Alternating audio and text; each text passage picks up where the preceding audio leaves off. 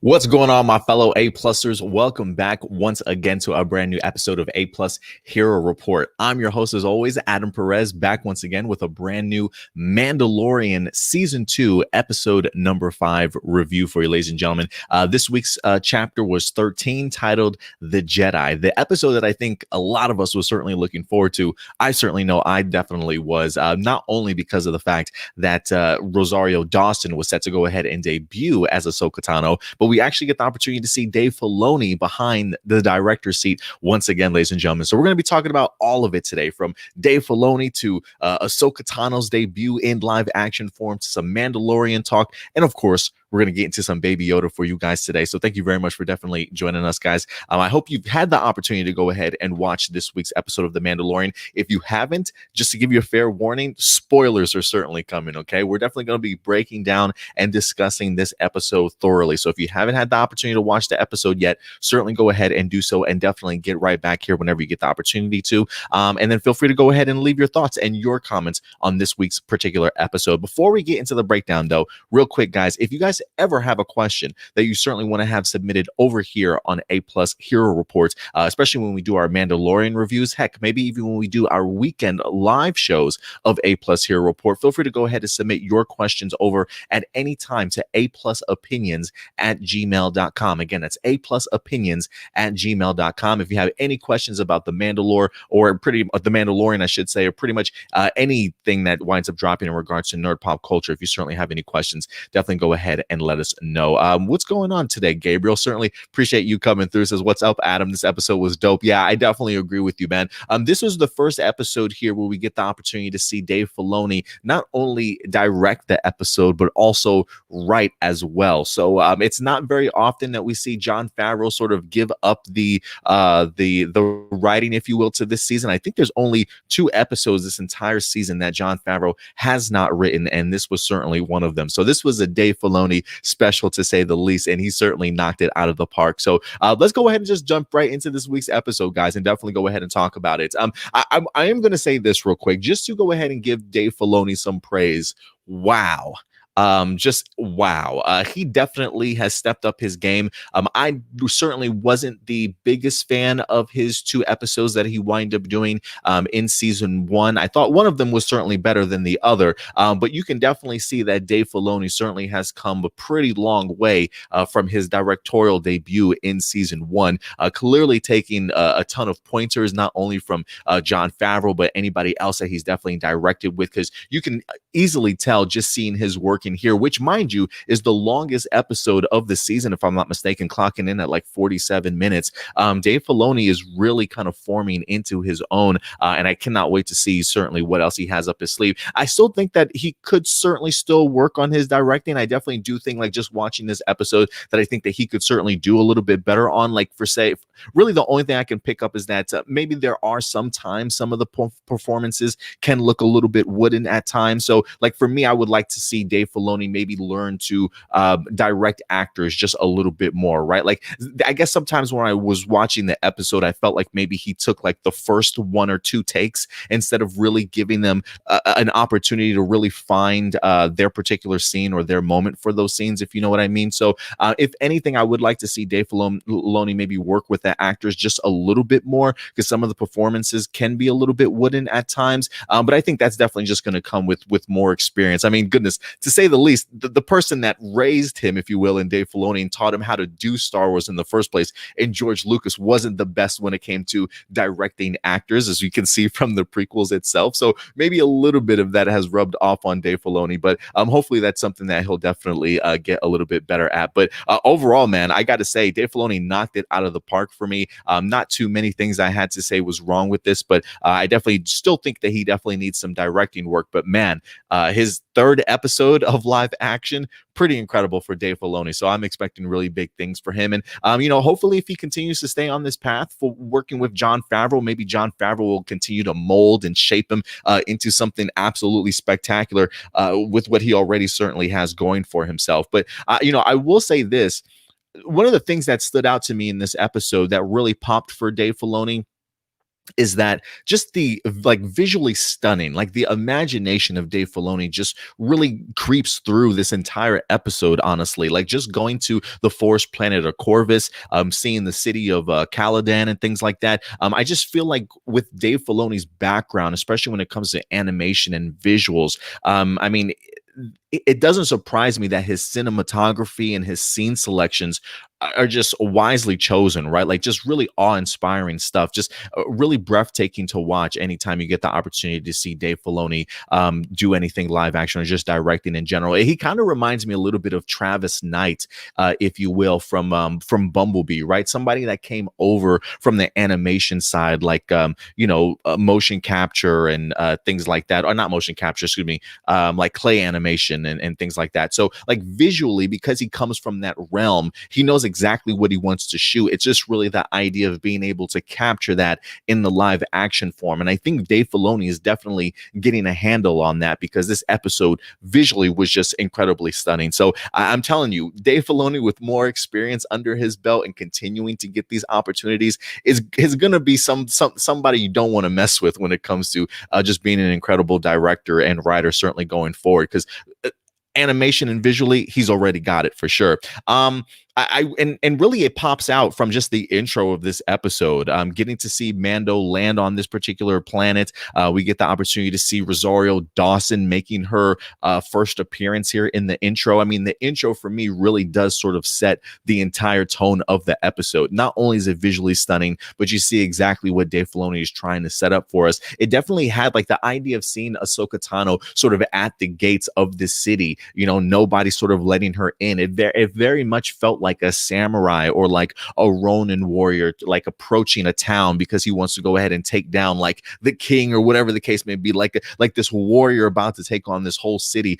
That's just the vibe that I wind up getting from seeing Ahsoka Tano in the beginning of this, and it definitely harkens back to the things that George Lucas loved and helped sort of inspire him. You know what I mean? Those classic samurai tales, the classic westerns. It really felt like a blend of those two, of East meets West, if you will, with Mando being that lone sort of gunslinger, right? But you've got Ahsoka there sort of as this lone samurai, Ronin warrior, whatever the case may be. Like I love just seeing those two take on the town here in this episode. But I do want to talk a little bit about Mando here, or Din Djarin, as his real name is. I did love the idea of him getting to this planet and immediately getting the job to go ahead and hunt down the Jedi that he's actually looking for, as we get the opportunity to meet Magistrate. I believe it's the Magistrate Morgan Elizabeth, if I remember her name correctly, that has a problem with that of Ahsoka Tano that we see here in the intro. And so the Magistrate winds up giving the bounty hunter here in Din Djarin the opportunity to go ahead and kill Ahsoka Tano for her, which I thought was pretty interesting. His reward is even more fascinating. The fact that it's a pure Beskar staff. Like, I've never seen anything like this before, and I was just kept thinking to myself, that would look pretty good in your artillery. I can't even lie there, Mando. So I'm glad that by the end of the episode, he certainly has it for himself. I cannot wait to see what Mando certainly does with it on his own.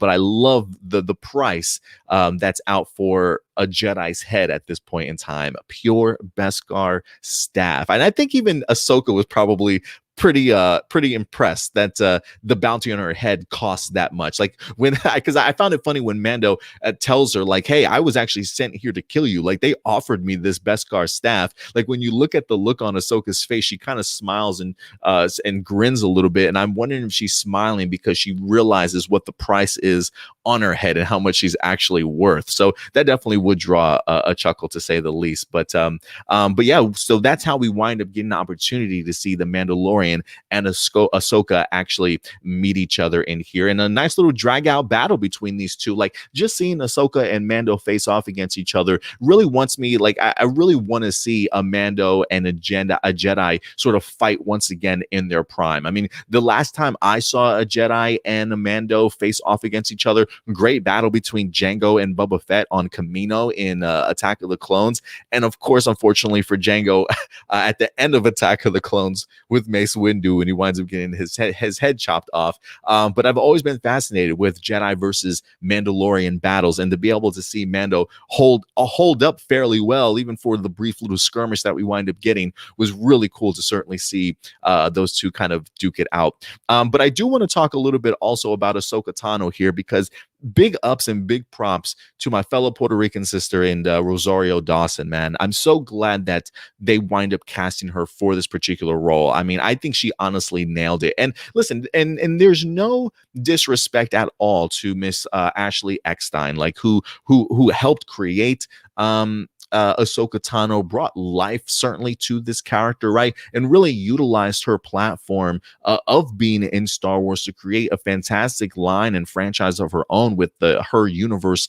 apparel and things like that. So Ashley Eckstein, it's just, the only reason why I bring it up is because I have seen on Twitter, people upset that Ashley Eckstein didn't get that particular role, upset that Rosario Dawson's playing the character and not Ashley, right? Like, I feel like people always do this, and I feel like maybe sometimes I can be guilty of this, right? Of picking either or, right? Choosing either or. Like, you can't just enjoy the performance that both people give you, right? Ashley Eckstein's my Ahsoka, you're not my Ahsoka. Like, I hear that kind of stuff all the time, but I gotta tell you, man, I feel like both of these women have done their part in truly bringing and cementing Ahsoka Tano's place in Star Wars canon. Like, if anything, if you're just an Ahsoka Tano fan, we should all just be kissing the ass of Ashley Eckstein and Rosario Dawson, along with Dave Filoni, for making this happen. Like, when I look at what Rosario Dawson did in here, not that I don't think Ashley Eckstein could have done that, but I just think that there's a significant difference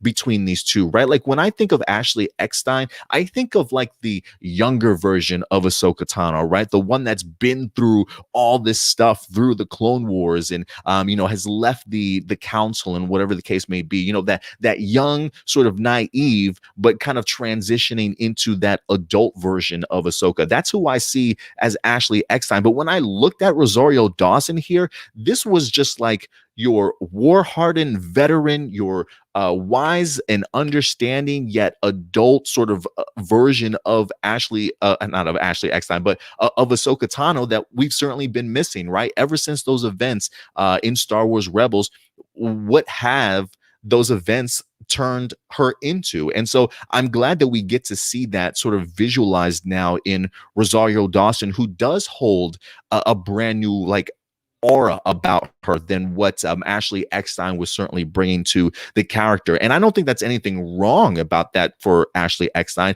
I just think there's a natural progression and growth to the character that maybe it is best that somebody at this particular point in time in Ahsoka's life, that somebody else certainly represent her, right? Still the same woman, but at different aspects in their life. And so I think Rosario Dawson and I think Ashley Eckstein both bring a ton of value to this character. And so I'm so glad that these two ladies, that there's no bickering between these two. I'm hoping there's no hard feelings between these two. I feel like, if anything, these two women should just simply want Ahsoka Tano to succeed.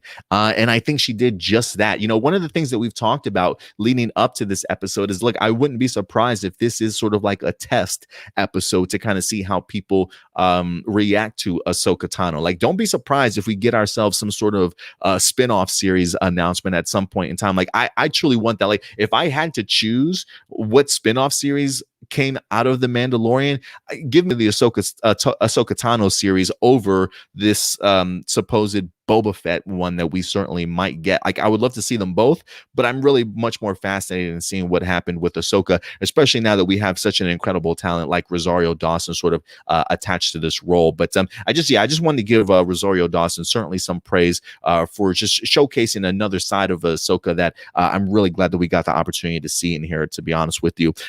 And I also really loved the sequence here between Ahsoka along with Baby Yoda.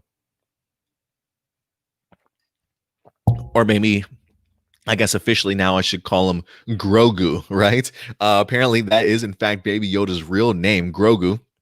Grogu, Grogu.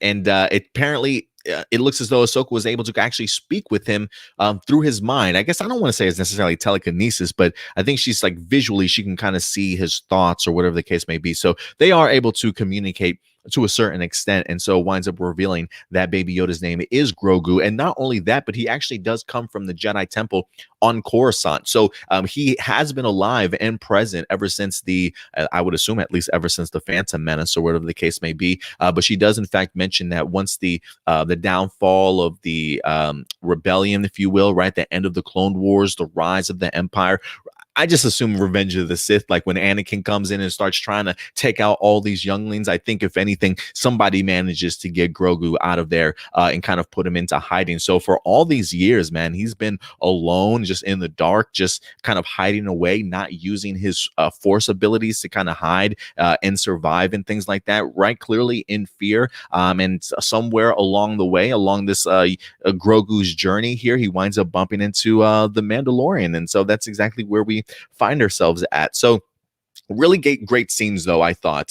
Just again, visually stunning, getting the opportunity to see Ahsoka and Grogu just sitting out underneath the moonlight. I thought that was breathtaking to watch. Getting the opportunity to kind of see their training as well, to kind of see exactly like how much of his training does he certainly remember. I think she even mentions that he was probably trained by several different masters. So I don't know who got the opportunity to work with Grogu here, but I just love just getting those opportunities to see those quiet moments between those two and really just see the growth of Grogu right before sort of our very eyes, if you will.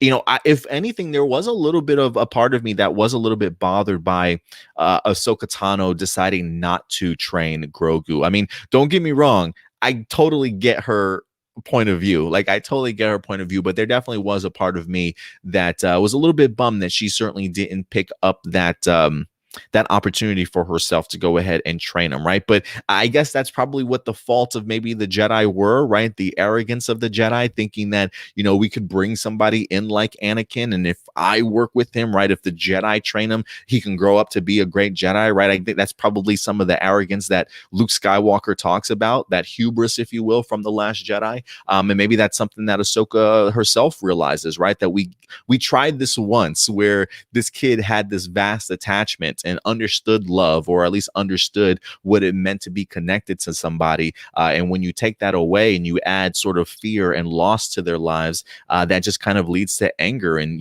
we know where that goes from there, right? So I certainly don't need to explain that to you. So I think that's something that Ahsoka definitely picks up on. Makes sense. I see why she doesn't want to pick up that mantle and train the kid, but it definitely does. Man, it definitely hurt a little bit to kind of see him turned away, right? It was like one of the things I wanted to see him was maybe find his home, but maybe his home is with Din Djarin at the end, and maybe that's why Ahsoka refused and maybe thought that felt like his path belongs somewhere else. And so we'll see exactly where that path winds up leading him. But we do see Ahsoka sending Mando on yet another mission to give Grogu that opportunity to make that choice for himself, what he wants to be when he grows up, right? Does he want to follow that path of being a Jedi or maybe being something else? And so I think she winds up telling Mando to take him to Tython, where there's like an old Jedi temple, take him to like the Seen Mountain or the Seen Rock at the top of the mountain,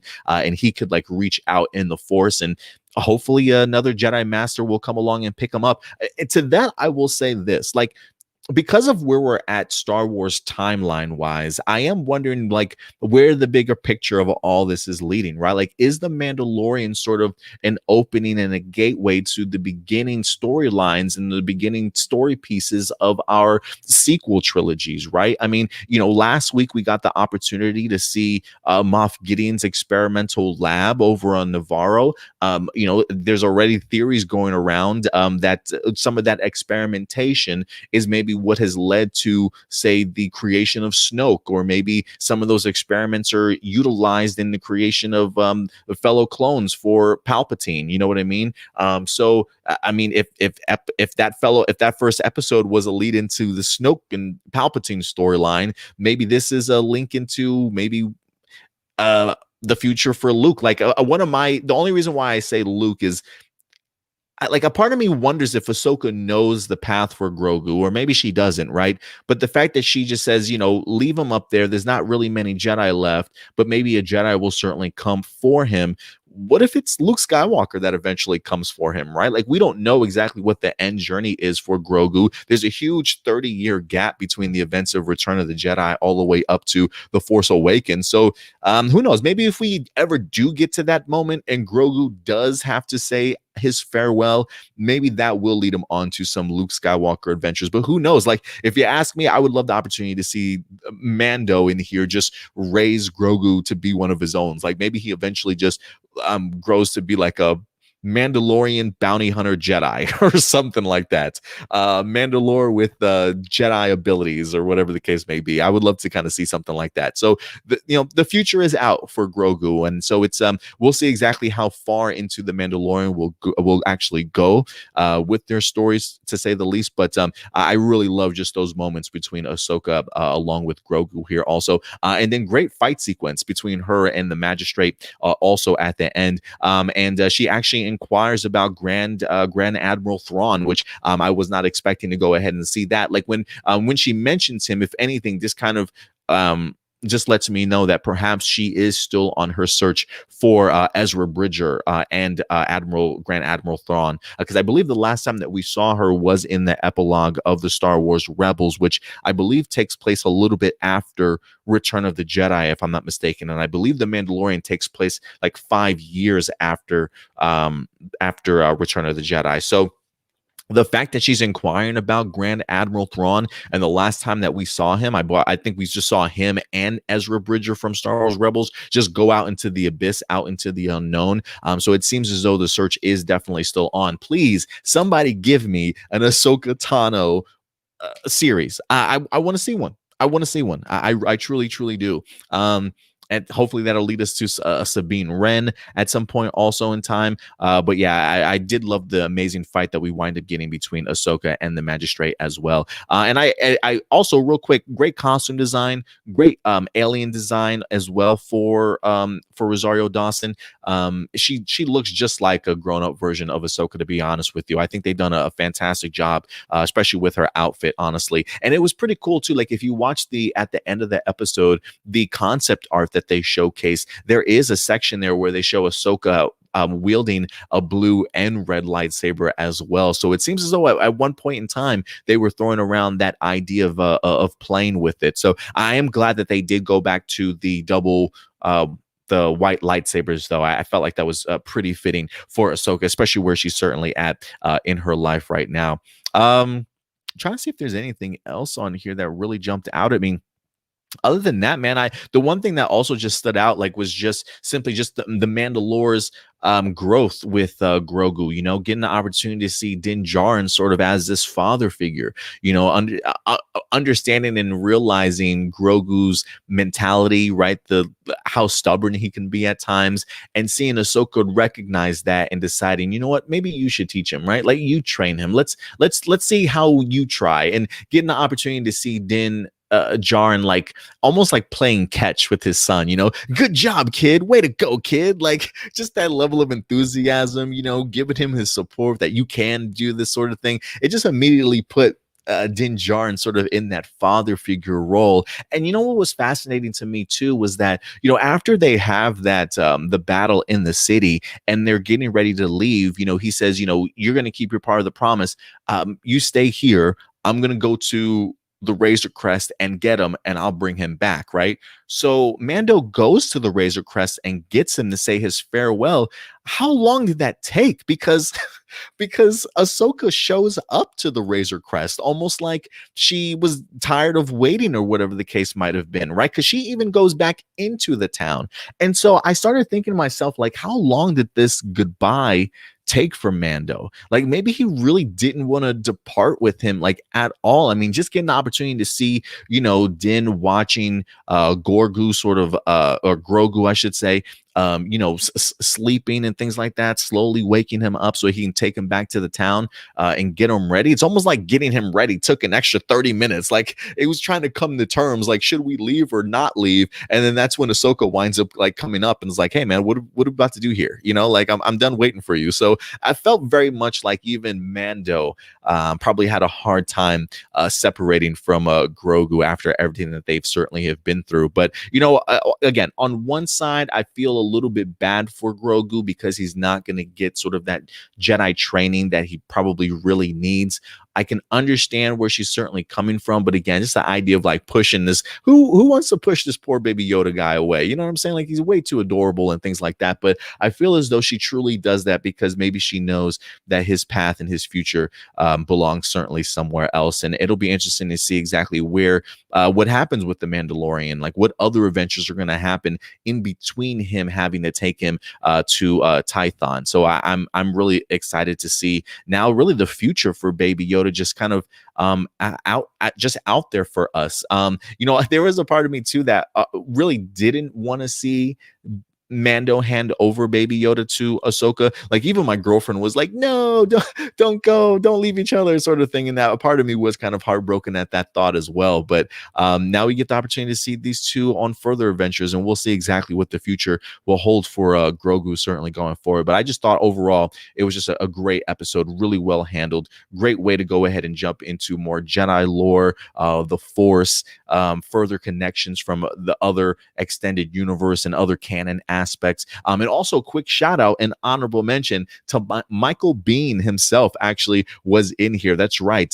John Connor from the original Terminator. Michael Biehn popped up in here. He played the character Lang, I believe, which was the right hand man to the magistrate that you saw at the town. So he's the one that had the duel with Din Djarin at the very end of the episode. So great stuff. So quick shout out to Michael Biehn for actually popping up in here, because there was a lot of mystery going around over the summer as to who he was actually going to play in the series. I honestly thought he was going to be like a Cad Bane or Boba Fett or whatever the case may be. But really cool to see Michael Biehn pop up in here, even though his character didn't make it out the end. But listen, guys, overall, amazing episode of The Mandalorian. Really pleased. Rosario Dawson knocked it out of the park as Ahsoka Tano. I really hope that we get a spin-off series for her at some particular point in time.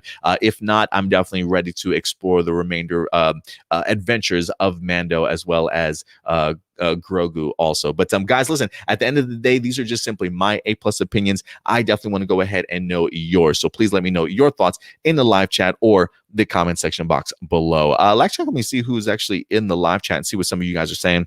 Gabriel says, what I really liked was the parallels between the two duels. Mando and Michael Bihn's duel was felt like a Western duel, and Ahsoka's felt like a Kurosawa samurai duel. It definitely did. Like when the two ladies were getting themselves ready and they're taking their cloaks off and their stances and stuff, you definitely got that Western sort of gunslinger vibe as well. Yeah, I really love just the mixture of those two, honestly, in this episode. Oh, interesting, Gabriel. He says, interesting enough, Michael Biehn was in Tombstone. I actually had no idea that he was in that film. It's been a minute since I actually have checked it out, so I might have to go back and do it for sure. Christopher, what's up, Christopher Throbbing? What's up, Christopher? Says, apparently Ahsoka just being in the episode is considered to be a spoiler to some. Yeah, I don't get it either. Had an argument or two on Instagram this morning. I mean, hey, it is what it is, man. It is what it is. I mean, I personally don't, but I mean, I guess if you don't really keep like your ear down and watch watch the news or read the news too much, you probably don't really know who's coming. Like my girlfriend, like I don't think she knew Ahsoka was going to be in this episode. She didn't even know Rosario Dawson was playing her until like maybe halfway through the episode. She was like, oh, it finally hit me as to who it was, sort of thing. So I mean, I guess I can see that for some people. I guess for me, they're gonna hate my thumbnail. Then I'm pretty sure somebody's gonna hit a dislike button on my thumbnail for sure for ruining Ahsoka. But I guess I just don't see that as a spoiler. I mean, knowing that she debuts, yeah, I guess that is a spoiler, but I guess the depth of the spoiler, right? Like you don't know why she's there. It's really taken out of context. So you don't know too much more than that. So maybe a minor spoiler, but I don't think overall a big spoiler. It was still a little strange seeing a live action Ahsoka, but I think I got used to it. Yeah, I can't lie. It definitely was strange to get to see it, but you definitely immediately, once I see how they utilized her in that intro, I was like, Sold, man, sold. But yeah, it's interesting. It's going to be an interesting transition to start seeing some of our favorites in animation making that transition over into live action. It's definitely going to happen for sure, Christopher. But definitely going to take some getting used to. But I thought she was great in this. Jesse, what's up? Jesse, was a dope episode for sure. Yeah, this episode was incredible. Again, Dave Filoni just stepped up his game tremendously. Definitely some things to certainly work on. But man, the sky's the limit for this guy. He definitely pulled up all the stops for sure. Stuart says, "What's up, Stuart?" He says, "It'd be awesome to see the Mandalorian fight an Inquisitor." Yes, I was gonna say a Sith Lord, but I'll definitely take an Inquisitor, especially during this time. I could definitely see that for sure. Uh, Christopher, not a big fan of Grogu, not a big fan of the name. Apparently, think we're gonna keep calling him Baby Yoda. Look, I'm really gonna try my hardest to keep calling him Grogu. I mean, out of respect for the man, you know what I'm saying? That's his name. I'm gonna try and call him Grogu. But yeah, trust me, if Baby Yoda sticks with some people, it would not surprise me at all. Like, it's going to be a hard transition to try and get through that, honestly. Gabriel also says, since Thrawn was name dropped, do you think we'll see him at some point in the series? And do you think his name drop being confirmed that Ezra is alive too? Yeah, I'm very much on the assumption that she's still on her path to find Ezra as well as Grand Admiral Thrawn. So I do think that those two certainly are in fact alive. But yeah, I'm hoping if not in this series again, I'm hoping for an Ahsoka Tano sort of spinoff. I don't know if that would be like another Star Wars Rebels 2.0 or whatever the case may be. But I do think eventually we will see him. I feel like it's just a matter of time. To be honest with you, I do think it's just a matter of time. But he will pop up. If not, maybe next season. Then listen. If maybe not this season, but definitely at some point, because you just say at some point in time in the series, yeah, I can easily see like a season 3 or whatever the case may be. So I wouldn't say farewell to Admiral Thrawn just yet. Christopher says, I'm concerned about the show becoming too much of fan fiction. I wouldn't say. I think there's a difference between fan fiction. I think this feels very much like not so much as fan fiction, but just animation brought to life. Like, this feels very much like a world that Dave Filoni and George Lucas have built animation wise all through Clone Wars and Star Wars Rebels, and are now just transitioning that to not fanfic, to live action. Like, when I think of fanfic, I think of some pretty outrageous sort of like storylines that kind of happen. But I think there's a difference between like giving us moments that we want to see, that's actually part of the storyline that they're trying to go for, and then just doing fan service because it's just something that just came out of the blue that they just want to stick together and just do a crazy ass story with. Like, nah, I don't feel like it'll be this will wind up becoming too much fan fiction. I just think because of what they're able to do with special effects and technology these days, you can do anything that you want in animation and almost do it in live action. It feels like at this point, at least that's what the Mandalorian is showing me. It's almost like it's almost like just almost blending seamlessly with what we've had with canon so far from the past. So I don't think I understand the concern, Christopher, but I feel like when you've got people like a Jon Favreau and the Dave Filoni who have great heads on their shoulders and really stick true to the lore that we have, I don't think they'll let that get too much out of their grasp. I think they'll have a good head on their shoulders about it. Gabriel also says, if Thrawn does appear in the future, my theory is that that Moff Gideon will be this series Darth Vader, and Thrawn would be this series Palpatine. Interesting. I mean, who knows? Yeah, maybe it does lead to Grand Admiral Thrawn being the overall sort of villain behind the scenes. We'll see how it plays out, though. Like, I love Moff Gideon sort of as his own main villain. Like, if he was going to be the main villain of the series, I would be okay with that too. Just because Giancarlo Esposito is incredible. But I definitely get what you're saying there, Gabriel. Like, it wouldn't surprise me if it was something like that. Like, while we think Gideon is the main man, make no mistake, there's probably maybe somebody else that's pulling his strings too. right behind the curtain. So you never know. You never know, Gabe. You might be onto something there, man. So we'll see how that theory holds up. But overall, guys, listen, I think that's going to wrap it up for us here today with the Mandalorian review. Again, guys, listen, if you guys ever have any questions, especially after watching a brand new episode of the Mandalorian, or if you read something throughout the week in an article or a news report that you want to go ahead and have discussed here for the Mandalorian after show reviews, or for our weekly episodes of A Plus Hero Report, feel free to submit them over aplusopinions@gmail.com. Again, aplusopinions@gmail.com, and feel free to submit your questions for the Mandalorian or any nerd pop culture related news at any particular point in time throughout the week. But other than that, ladies and gentlemen, that is going to do it for us today. So thank you so much. Another fantastic episode, man, of the Mandalorian. A great one. And again, shout out to everybody for doing an amazing job. But other than that, guys, that's going to wrap it up for us here today. In the meantime, do me a big favor, guys. Subscribe to our channel if you haven't done so yet. Hit that subscribe button along with that bell notification so that when we do drop brand new videos, you will certainly be notified. And of course, if you want to follow us on social media, you can do so right here at A Plus, somewhere around here, A Plus Opinions, our main Facebook page, which is our hub. You can also find us very active on our Twitter accounts. We're also on Instagram as well as Twitch. So until next time, ladies and gentlemen, do me a big favor. Take care of yourselves, take care of each other, and keep it A Plus. May the force be with you. I'll talk to you later. Bye.